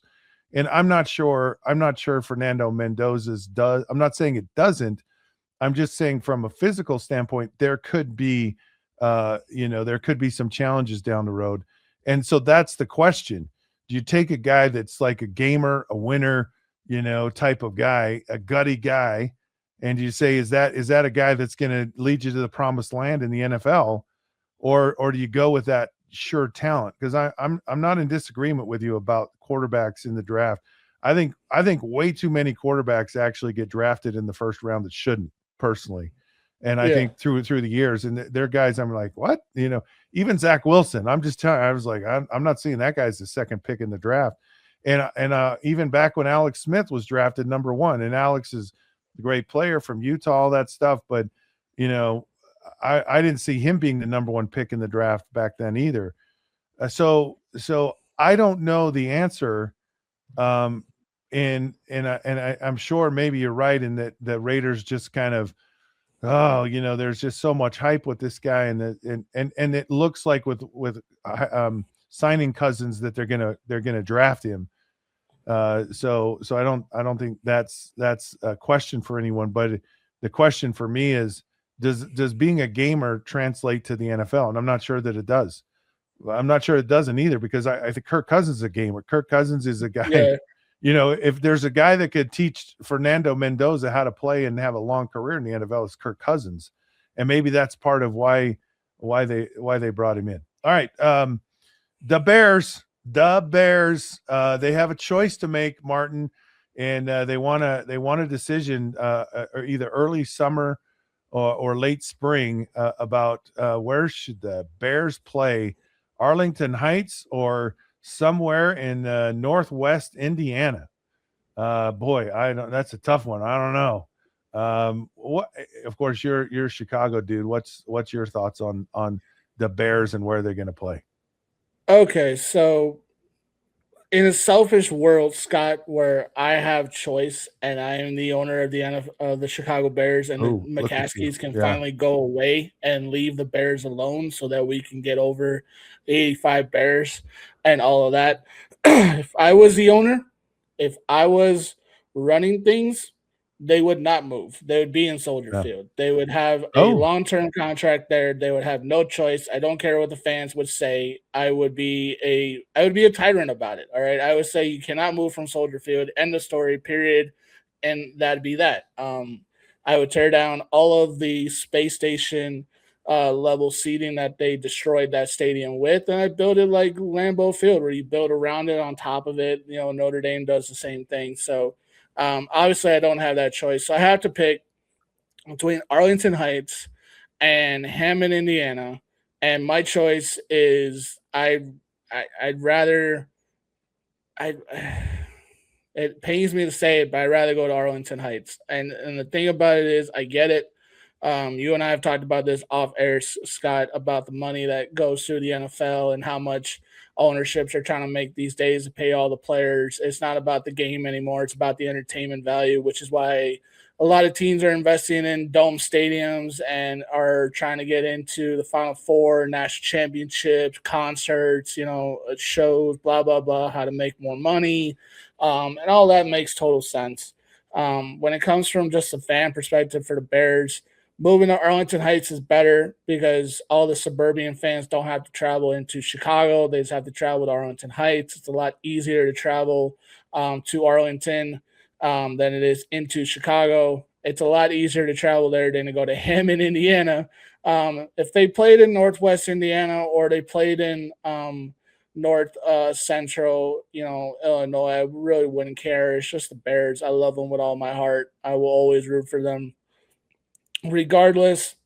However, if I had to pick, I'm going Arlington Heights. The old racetrack. I've Hard been for there you before. to say that, isn't it? Yeah, it's hard for me to say that. I love Soldier Field. I grew up in Chicago. I drove past it. I went past that stadium every day of my life. I've been past that stadium. I can't even count how many times. I played in it. I played in it when I was in high school. It was a lot of fun. It was an experience I'll never ever forget about. But Arlington Heights is where the Bears are going. I totally get that. They just need to work out all the taxes. If they play in Indiana, then I'll go to him in Indiana. I've been to Gary, Indiana before. None of that area scares me. I'm all for whichever one. Just pick a place that we can go beat the Packers and the Vikings and laugh at the Lions. That's all I really care about. As long as it's a place where we can go do all of that, I'm okay. Oh boy. You have to wonder what there's something driving this, because there's several teams now that have had these circumstances, and I think I don't think anyone would ever say, the Bears are never leaving Soldier Field. Like it's just one of those things I don't think you'd ever, especially with the foundational history of the Bears in the NFL, and but something's changing, and I don't know if it's that it's so corporate now, if it's like all those things you talk about, if it's poorly managed cities, or if the cities are just going, look, economically this doesn't make sense anymore. Not sure, but it feels like a tipping point in a lot of ways for some of these stadiums. All right, we'll take a break. We come back. World Cup is been set. All the teams are now in place, and ticket prices are ridiculous. We'll talk about that and so much more when the Down and Dirty returns.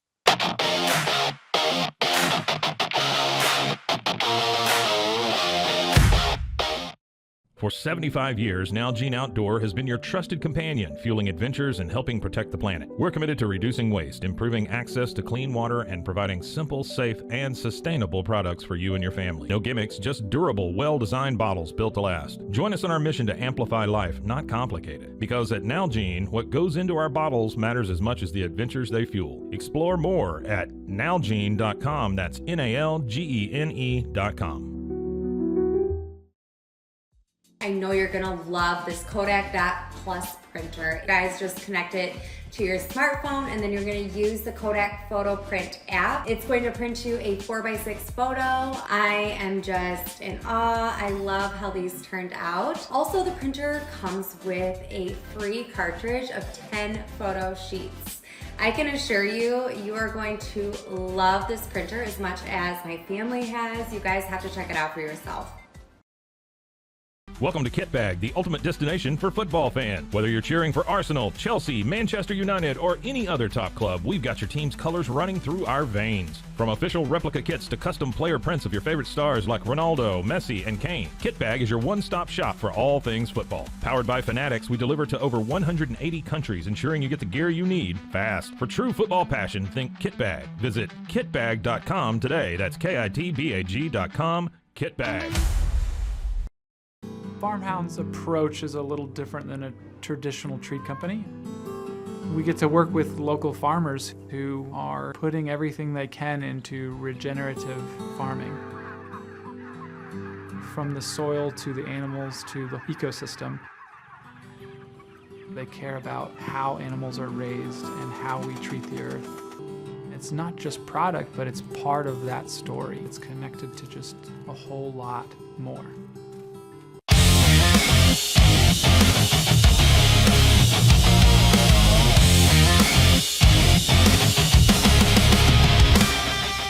Hey, sports fans, welcome back. Down and Dirty. Scott Mitchell. So glad you could be a part of our day. Of course, I'm hanging here with Martin on this part of the show, and interesting conversations about some of the stuff going on in the NFL. Right now, there is stuff going around on the world, on the world, and even above the world. Yesterday, the astronauts flew. I love space, love outer space. always been a big fan of, NASA and moon missions, and I just fascinated with all of it. Elon Musk and all that crazy stuff, the International Space Station. Actually talked to people on the International Space Station one time. I don't know if you knew that, Martin, but yeah, back in through a relative who was an attorney whose husband was an astronaut. They had friends who were on the space station, and we had to show up at like, I don't know, 2:00 in the morning at a parking lot of a mall. It was literally like Back to the Future. You're hanging out in the parking lot in the early hours, and they said, okay, it's going to come from the northwest. It's going to look like a little star in the sky. And sure enough, and we got on the phone and talked to these people in the International Space Station from a parking lot, and it was like in Cocoa Beach, Florida, or something like that. It was just really this obscure place, but very cool to do. So we're going to have astronauts going around the moon. Are you interested in that kind of stuff? If you had a chance to go to the moon and land on it, Martin, would you do it? Martin is kind of like Martian, there's some preliminary,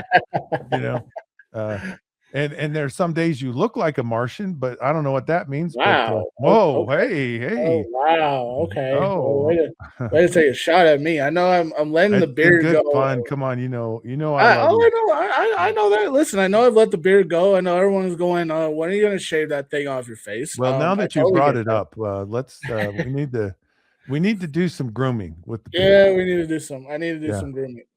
You're looking like those early pioneers that came out to like my name should be Jebediah or something like that. That's what I was gonna say. I'm gonna start calling you Jedediah. I love that. Do you want, or do you prefer Jebediah? Jebediah is a little bit more.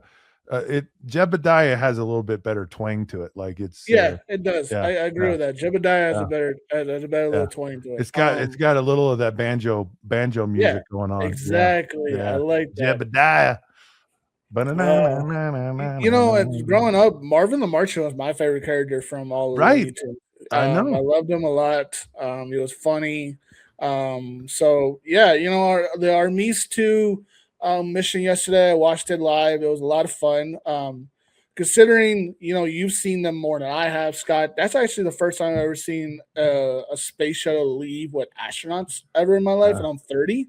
So I've never seen that ever in my life until that point. So that was pretty cool. And yeah, let's see what happens let's see what stories they bring back and what their adventures were like. If they had a 6'8" megaton like suit for a guy like me to get on that thing and could actually fit me in a seat and could actually promise me that I won't just like, if I walk out the door and get on the moon, that I won't just like float away, then absolutely I would do it within a heartbeat. Why not? I would love to experience that. That'd be really cool. So maybe one day in the future, and all of this Wall-E and Terminator futuristic ideas come up, maybe one day I'll be in a space shuttle flying over the moon. I lived in Florida, and so I've gone to a space shuttle launch. Unbelievable. So amazing. It was on the 4th of July, which it was super patriotic, just incredible. But from my house, I could see the launches. So I lived in Orlando, and I was, probably 45 miles away but from 45 miles away, it's still like, holy freaking, that's just an impressive sight. So very cool. And then of course, I've watched Apollo 13. I love it, the movie.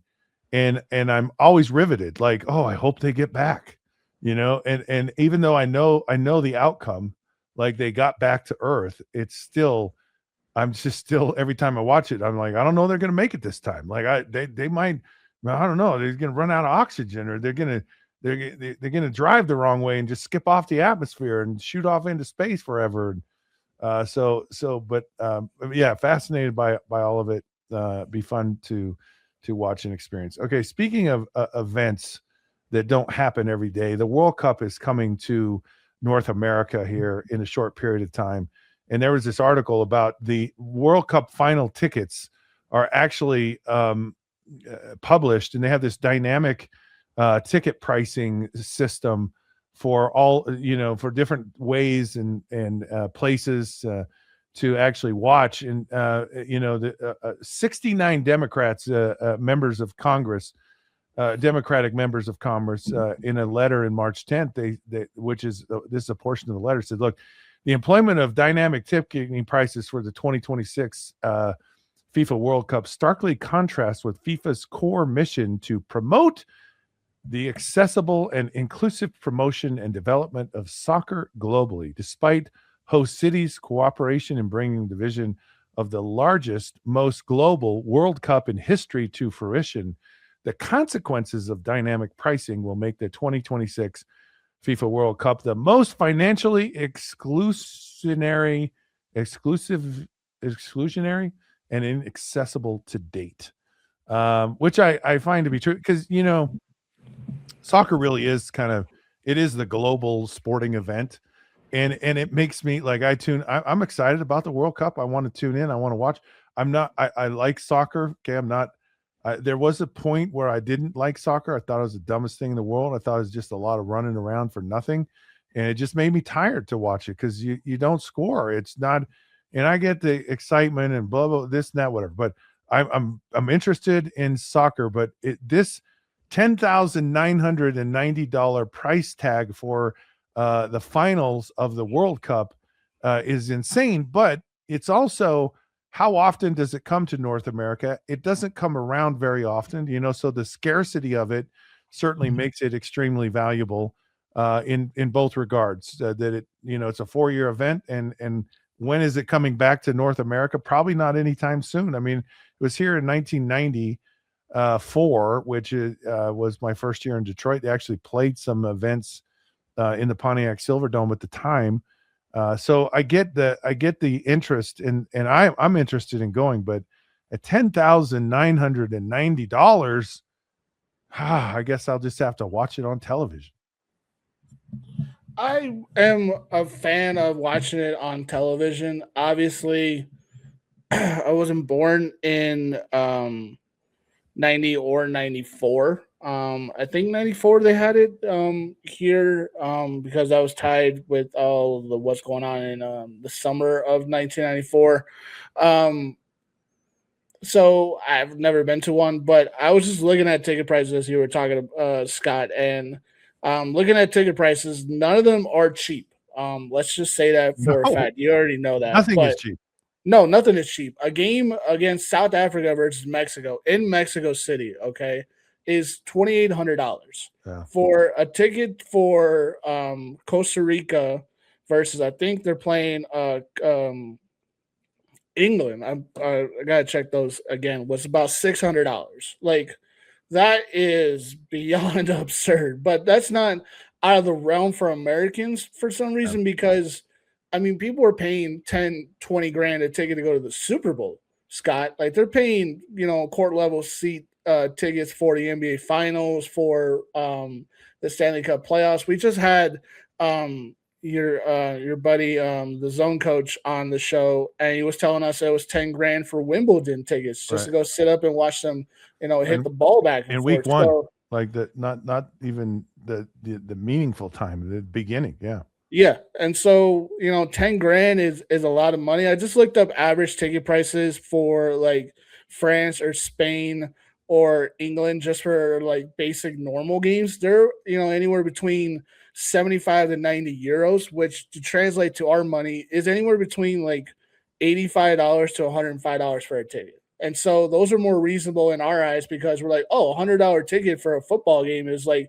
absolutely a bargain price. You're going to chase that and go, hey, yeah, I could take 4 or 5 friends with me. And that's worth spending $1,000. So, just for one game, $2,800 to go watch South Africa versus Mexico, or to spend $5 grand just to watch America play Korea or somebody like that, it's beyond absurd. I was trying to do some research on what prices were in Qatar with the last World Cup, and I couldn't find it right at the top of my head, but prices when they went to Brazil weren't excessively this high. The lowest cheap tickets that you could buy just to go sit in Brazil was anywhere between $100 and $200. The most expensive tickets were like a final was like $5,000, but for like a group stage game, it was anywhere between $600 to $800 for like a nice ticket. If you wanted the really, really, really, really nice tickets, you were giving up a good amount of money. But the point is that the dynamic pricing has gone up from 2014 to 2026 in 12 years to you can afford a ticket to, you know, it is better to watch it on your television around your friends and just go grab a case of, you know, Coca-Colas and a bag of chips and some guacamole instead of, you know, trying to actually go to Mexico to do all that stuff. So it's completely changed in only in just 12 years. But yeah, if you want to go to the World Cup this year, man, you better be working hard these next couple months because it's all going to be gone in a matter of minutes when you want to go watch those games. Yeah, a tough decision. Just the fact that it doesn't come around often, and kind of the opportunity to do it. So people are willing to pay a price they want their sports, and they'll pay for it. All right, we're gonna take another break. We come back. We're gonna play a game. So Martin will explain the game when we come back. Should be a fun one. I'm kind of looking forward to this. Stick around. The Down and Dirty. We'll be back soon.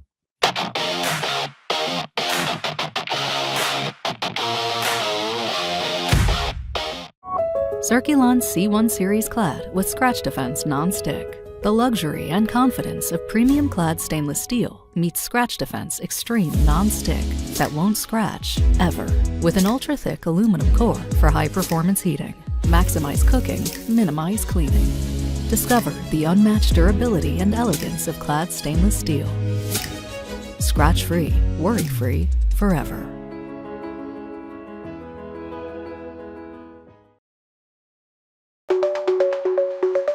Protect your online privacy with NordVPN. Browse securely, access content from anywhere, and keep your data safe with military-grade encryption. Whether at home or on the go, NordVPN ensures your digital freedom. Stay secure. Download NordVPN today at nordvpn.com. That's NORDVPN.com.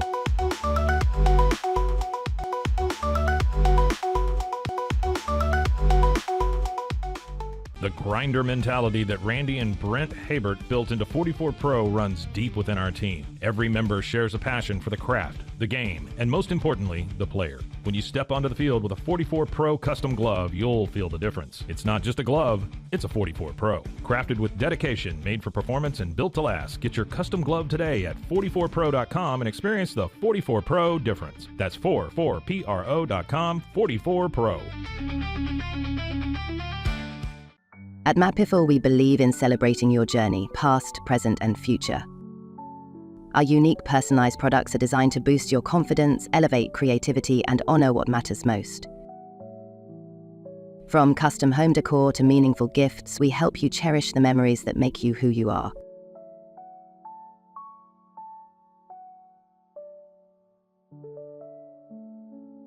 Visit mapiful.com and start celebrating your story today.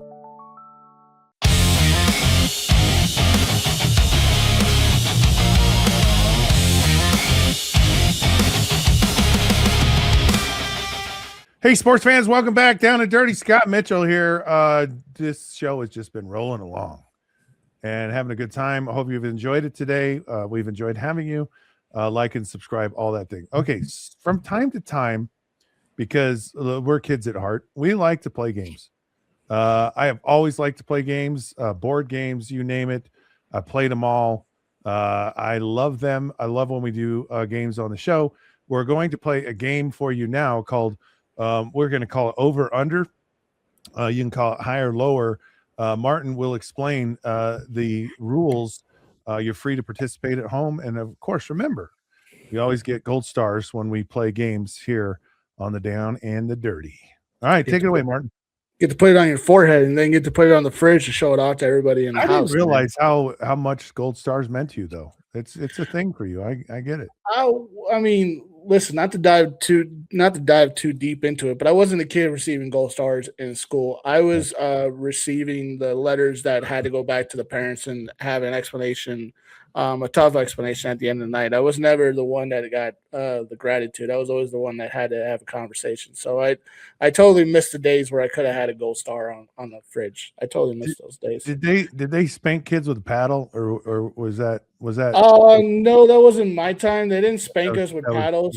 But it happened twice in instances in grade school and in high school. A student pissed off a teacher so much that a teacher just turned around and flinged a chalkboard eraser at a student.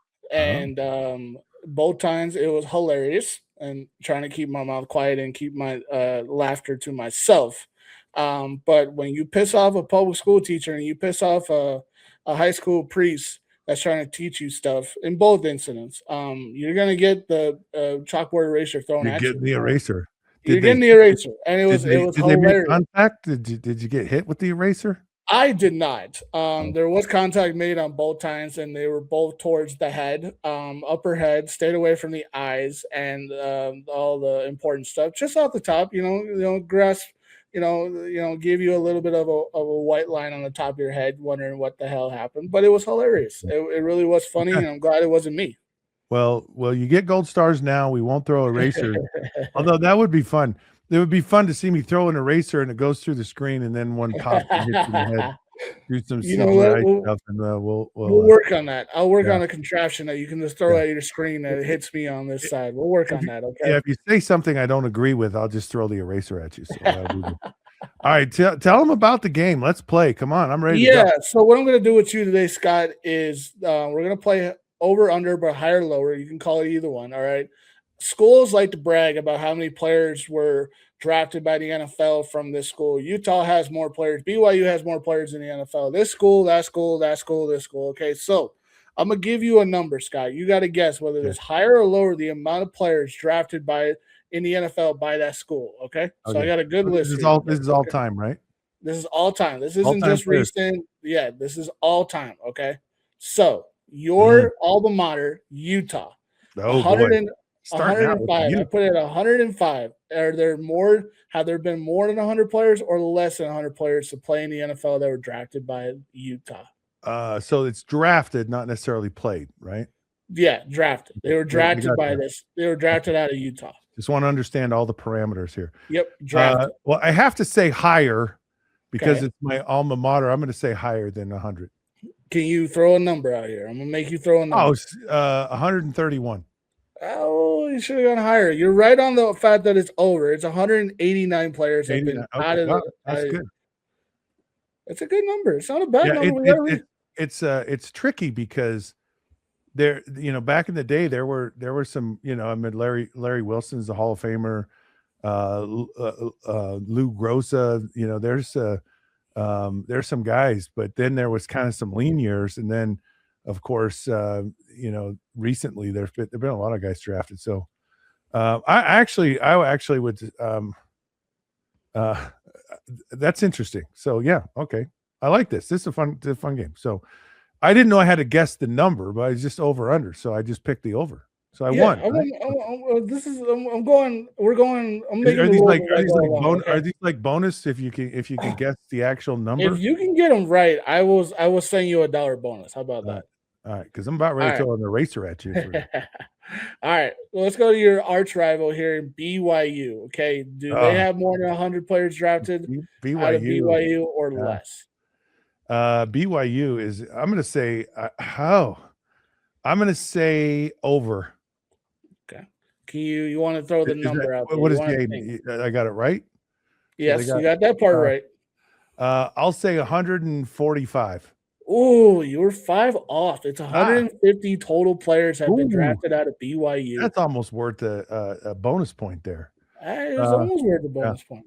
So it's fascinating because BYU, BYU did not have any success at all in their program until Lavelle Edwards got there. So it's, they don't have anything pre 1970 really, very few. So. Yeah. That's very interesting. Okay, let's keep going. All right, let's go to the Cow Patches. Let's go up north to Aggie Land here. Utah State. I put it at 100.5. Is it over or under that Aggies have been drafted to the NFL? I'm going to say under. You should have gone over. It's officially 132 players have come out of Utah State to play in the NFL. I thought you were playing with me. I thought one of them. So yeah, that's respectable. Okay. It is. By the way, And Utah representing. That's good. You know what? You got to have some of the players from up north representing, man. Ogden's got a bunch of good players. Roy's got a bunch of good players up there, too. They need to play in the NFL as well, you know? So, all right, Scott, let's move on to Alabama. Obviously, Alabama. Wow. They have had plenty of players get drafted to the NFL, but I put the number for you at 350 and a half. That's high. They have more than that or less than that? Ooh. Oh, man. Well, this might help me down the road. I'm going to say under. Ooh, hey, Scott, you should have gone over. It's 385 players. Wow, been drafted in the NFL. See, I embellish some of these numbers to get you, but let's see. I know. You're better than Vegas here. You're setting these odds the right number. Okay. You know what? I got to try a little bit, Scott. 385 players from Alabama have been drafted. 385 players. I know the school that's had the most. Oh, we'll see. Well, they're on this list. We'll see if you get which one right. Okay, we'll see which one. All right, 385 players have been drafted out of Alabama. It's very impressive. Yeah. All right. How about we go all the way to the northwest above us? Let's go to Oregon here. All right. Oregon has just recently been successful, and they've had a lot of draft picks. Don't give me this. Right. Don't try to influence me. Over. All right. 200 and a half. Over or under for this number? Over. Over. Okay. All right. He's right. And I embellish this number a lot. It's total of 300 players. I went down 100 to see if I get you. Wow. 300 players. Yeah. See, I got that one right. All right. Next one. All right. Let's go to Southern California. UCLA, 300 and a half players. A program that's been around for a very long time. They've had a lot of players. I'm going to say over. You're absolutely right. 339 players have been drafted out of UCLA. Okay. So far, every team has been over, by the way. Yeah. Well, for the most part, you know, maybe I got you on a couple. So far, every team has been over. I'm just trying to have some fun here, okay? No, it's good. Let's keep going. All right. So move all the way to the East Coast here, okay? Boston College, 200 and a half is the number. Did I go over or do you go under? I'm going to go under. Ooh, okay. I would have told you to go over. See, you're not catching on to this at all, okay? Everything over? Maybe. I don't know. Okay. I said under. How many do they have? Boston College has had 240 players drafted into the NFL. 240 players. Did you play with any Boston College players? No. No? I know Doug Flutie. Yeah. Doug was a fun one. Didn't wish he played for the Bears, that's for sure.